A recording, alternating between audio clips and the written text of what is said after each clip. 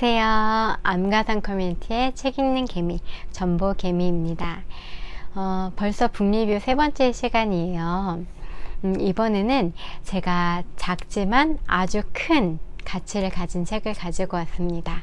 바로 이 책입니다. 조엘 비키의 언약자손으로 양육하라 입니다. 이 책은 성서유니온이라는 출판사에서 2011년에 나왔고요. A4 용지 반보다도 더 작은 사이즈의 이렇게 얇은 책이에요. 아주 작은 책이지만 이 책은 시중에 나와 있는 자녀 양육서 중에 바이블, 정석 중에 정석이라고 할 수 있을 만큼 아주 깊은 진수를 담고 있는 책입니다. 이 책의 저자인 조엘 비키에 대해서 간단하게 소개를 먼저 드리자면, 청교도 신학에 대해서 관심 있는 분들은 이미 너무 잘 아시는 분일 거예요. 미시건의 그랜드 래피즈라는 곳에서 네덜란드 개혁교회를 담임하고 계신 목사님이시고요. 그리고 퓨리턴 리폼드 신학교의 학장으로 조직신학을 가르치고 계시는 분이세요. 교회 이름과 학교 이름에서 알 수 있다시피 이분은 청교도, 개혁주의, 조직신학 이쪽에 조예가 깊은 분이고요. 청교도 신학을 기반으로 해서 우리가 삶을 어떻게 살아야 할 것인지 목회적인 관점으로 여러 가지 책도 써주셨어요. 그래서 시중에 이분의 유익한 책들을 여러 찾아보실 수가 있습니다. 이 책의 특장점을 두 가지로 말씀드릴 수 있을 것 같은데요. 첫 번째 장점은 이 책이 아주 원론적이라는 데 있습니다. 이 책은 말씀드린 것처럼 자녀 양육서의 바이블이라고도 할 수 있을 만큼 자녀 양육에 대해서 아주 정도를 말해주고 있고요. 작은 책이니만큼 아주 엑기스 중에 엑기스를 뽑아서 말해주고 있습니다. 아주 작지만 저희에게 생각거리를 많이 던져주고 또 저리로 하여금 큰 도전을 주는 아주 깊은 책이에요. 또 이 책의 두 번째 장점이라고 하면, 지금까지 설명을 들으신 거에 따르면 청교도, 또 거기다가 교수님이 쓴 책 이러면 딱딱하겠다, 너무 어렵겠다 하는 생각이 드실 수 있는데요.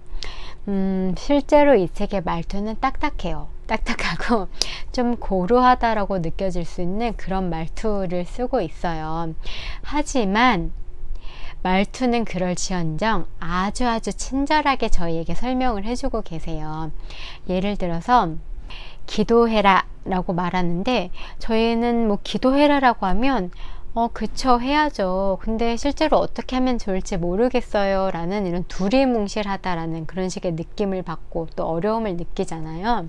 근데 이분이 책에서 기도하세요 라고 말하면서 어떻게 말하냐면, 시시때때로 필요성을 느낄 때마다 기도하세요. 그리고 하나님이 우리에게 주신 언약을 붙잡고 기도하세요. 자녀들과 함께 기도하세요.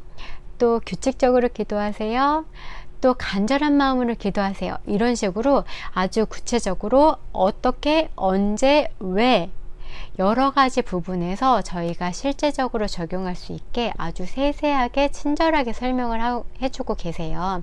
그래서 이 책은 아주 원론적이지만, 그래서 말투는 좀 딱딱할지언정 저에게 아주 세심하고 친절하게 설명해 주시고 계시는 책입니다.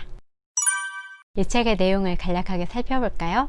이 책의 원 제목을 한국말로 바꾸어 보면 간단하게 말하면 언약자손에게 복음 전하기라고 말할 수 있겠는데요. 그래서 이 책의 내용을 세 가지 흐름으로 정리해 볼 수 있을 것 같아요. 첫 번째는 우리가 언약자손을 어떻게 바라보는 것이 옳은가. 두 번째로는 이 언약자손에게 우리가 어떠한 내용의 복음을 전해야 하는가. 마지막으로는 그러면 어떤 방법으로 전해야 하는가. 이렇게 세 가지로 내용을 정리해 볼 수 있겠습니다. 그 중에 첫 번째인 우리가 언약자손을 어떻게 바라봐야 하는가에 대해서 먼저 저자는 언약자손이 무엇이냐, 누구냐를 말할 때 부모 중에서 최소한 한쪽은 믿음을 고백하는 그 부모 밑에서 태어나고 자란 아이, 혹은 간략하게는 유아 세례를 받은 아이라고 말하고 있어요. 그러면서 우리가 이 아이를 바라볼 때 두 가지 실수를 하기 쉽다. 그 언약 관계를 과대평가하거나 과소평가하는 실수를 하기 쉽다라고 말을 합니다. 언약관계를 과대평가한다는 건 뭐냐면 이 아이는 언약관계 안에 있기 때문에 구원을 위해서 더 이상 아무런 노력이 필요하지 않다. 이미 구원이 보장되어 있다라고 말하는 입장이고요. 언약관계를 과소평가하게 된다면 이 아이는 언약관계에 있어서 아무런 효력이 없다. 이 언약관계는 그래서 특별한 의미가 없다라고 말하는 거예요. 그래서 우리는 이 언약관계에 대해서 너무 과신해서 언젠가 당연히 구원을 받을 거야 라고 생각을 해서도 안 되고 아무 효력도 없어 라고 그냥 무시해버려도 안 된다는 거예요. 그래서 저자가 저희에게 어떻게 아이들을 바라봐야 하는가 라고 말을 하냐면 이 아이들은 언약관계에 있는 아이들이기 때문에 가시적으로는 신앙의 공동체에 접붙여져 있지만 내적으로는 구원, 다시 한번 태어나는 것이 필요하다. 그래서 이 아이들을 언약의 공동체에 연결이 되어 있으나 복음의 전달이 필요한 그런 아이들로 바라봐야 한다라고 저자는 말하고 있습니다. 두 번째로는 이런 아이들에게 전달해야 되는 복음은 어떤 내용이냐라는 건데요. 저자가 간략하게는 7가지로 말하고 있어요. 첫 번째는 바로 하나님입니다. 저자는 우리는 이 아이들에게 성경과 시편 그리고 성경의 어떤 부분들을 이용해서 하나님의 주권과 하나님의 새 위격 그리고 하나님의 성품이 어떠하신지를 가르쳐야 된다라고 말을 해요. 또 두 번째로는 죄에 대해서 가르쳐야 된다고 말을 합니다. 죄의 심각성을 가르쳐야 되는데요. 우리가 전적으로 부패한 죄인인 것과 우리가 죄성을 가진 것, 그래서 우리가 죄를 지을 수밖에 없는 것에 대해서 가르쳐야 되고 또 회개하지 않았을 때 그 죄가 얼마나 심각한지 그래서 우리가 파멸에 이를 수밖에 없다는 것에 대해서도 가르쳐야 된다고 말합니다. 세 번째로는 회개, 믿음이 필요하다는 것을 가르쳐야 된다는 것인데요. 우리가 이미 언약자손 안에 있다, 언약자손이다라고 할지언정 너희는 새로 다시 태어나는 것이 필요하다. 육적인 마음과 영적인 마음은 다르기 때문에 너희가 영적으로 다시 태어나는 것이 필요하고 믿음이 필요하다라는 것을 가르쳐야 한다고 말합니다.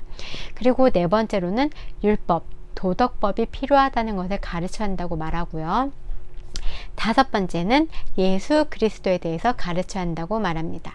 예수 그리스도만이 우리에게 구원의 유일한 길이 되시고 그분이 죄인을 구원하기 위해서 이 땅에 오셔서 어떤 사역을 감당하셨는지와 또 우리가 그분을 왜 믿어야 하는지 또 그분이 이 땅에서 어떤 삶을 사셨는지를 아이들에게 가르쳐야 한다는 것이 다섯 번째입니다.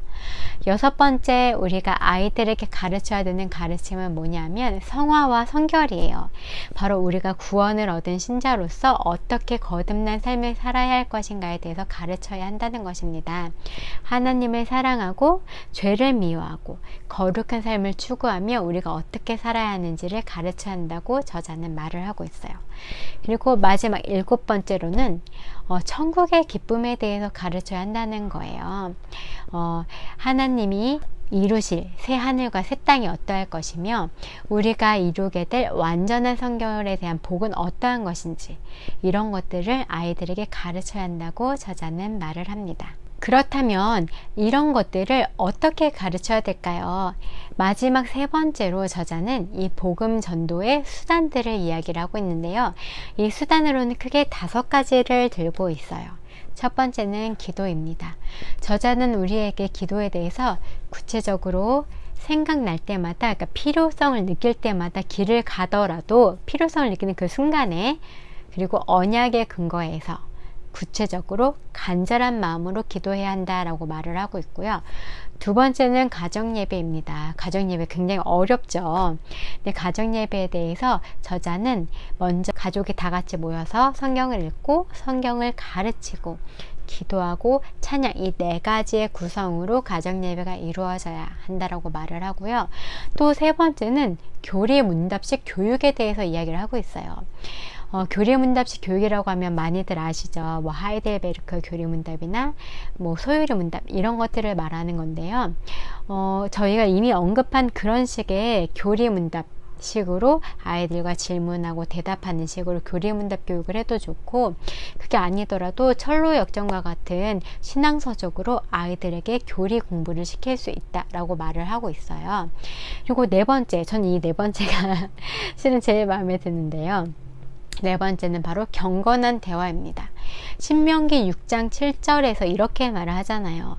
너희는 이것들을 부지런히 내 자녀에게 가르쳐라 라고 하면서 네가 앉았을 때든지 누웠을 때든지 길을 갈 때든지 언제든지 가르쳐라 라고 말하는 것처럼 삶의 수시로 우리가 아이들과의 대화를 통해서 우리가 생각하는 구원과 믿음 이런 것들에 대해서 경건한 대화를 통해 아이들에게 복음을 전할 수 있다라고 말을 하고 있어요.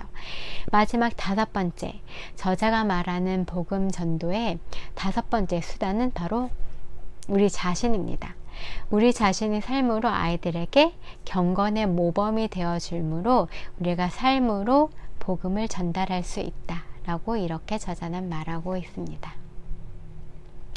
네, 저자가 이렇게 복음 전도에 대해서 말하면서 덧붙이는 말이 바로 이거예요. 우리가 아이들에게 복음을 전하는 것은 마치 아주 긴 여행과 같다. 그렇기 때문에 절대로 포기하지 말아라. 절대로 늦은 때는 없다.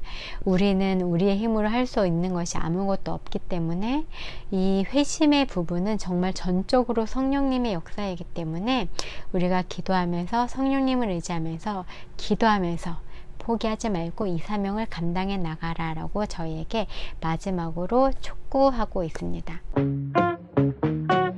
여기까지가 조엘 비키의 언약자손으로 양육하라의 내용이고요.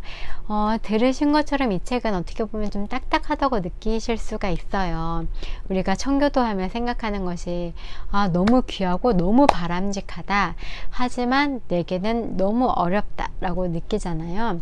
하지만 우리가 뭐든지 정도를 알고 바람직한 기준을 세워 놓았을 때 그 길을 따라갈 수 있는 것처럼 이 책은 꼭 한번 읽어보시기를 정말로 추천해 드립니다. 비록 어렵다고 느껴질 수도 있어도 우리가 하나씩 우리 곁에 두고 따라하다 보면 어느새 우리 삶에 있어서 우리가 많이 이미 열매들을 맺어오고 있는 것들을 보게 되실 거예요.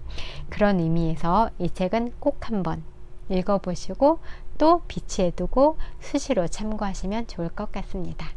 여기까지 암가섬 커뮤니티의 책 읽는 개미 전무 개미였습니다. 이 영상이 유익하셨다면 저희가 힘내서 다음 영상도 제작할 수 있도록 좋아요와 구독 부탁드릴게요. 다음에 만나요.